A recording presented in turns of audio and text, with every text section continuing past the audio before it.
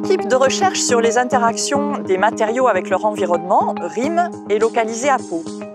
Depuis 2020, nous faisons partie de l'Institut des sciences analytiques et de physico-chimie pour l'environnement et les matériaux, l'IPREM, qui est une unité mixte de recherche qui a pour tutelle principale l'Université de Pau et des Pays de l'Adour et le CNRS, et dont IMT Minales est tutelle secondaire. Nous sommes actuellement 12 personnes dans l'équipe, 4 enseignants-chercheurs, 4 ingénieurs de recherche et techniciens et 4 doctorants.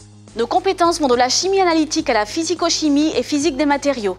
C'est cette pluridisciplinarité qui nous permet de mener une recherche transversale à l'interface des domaines de l'environnement et des matériaux.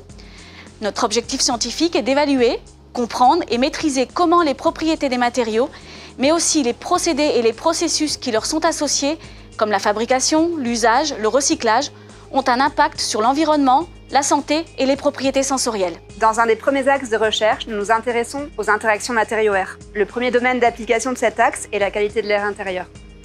En effet, tout au long de leur cycle de vie, les matériaux sont susceptibles d'émettre des substances polluantes potentiellement toxiques.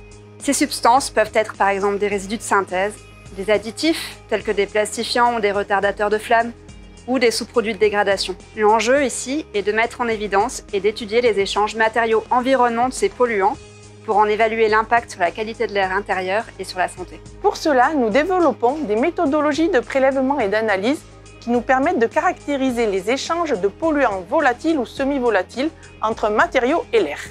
L'enjeu réside dans les faibles concentrations mesurées.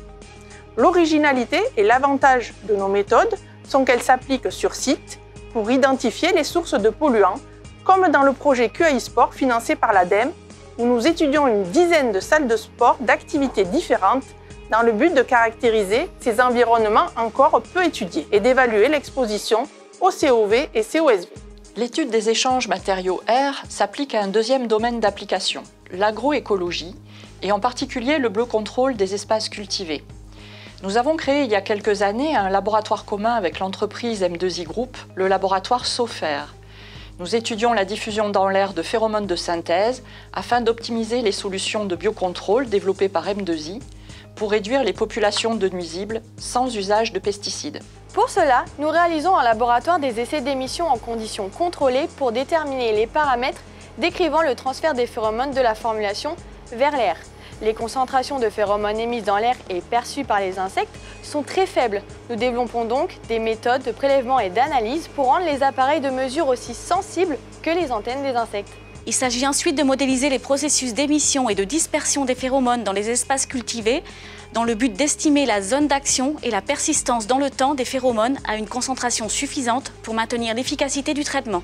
Le LabCom s'intéresse aussi à l'identification des substances qui induisent une réponse physiologique des insectes. Nous développons actuellement un laboratoire d'électroanténographie, technique qui exploite la réponse électrique de l'antenne de l'insecte lorsqu'elle est stimulée par une phéromone.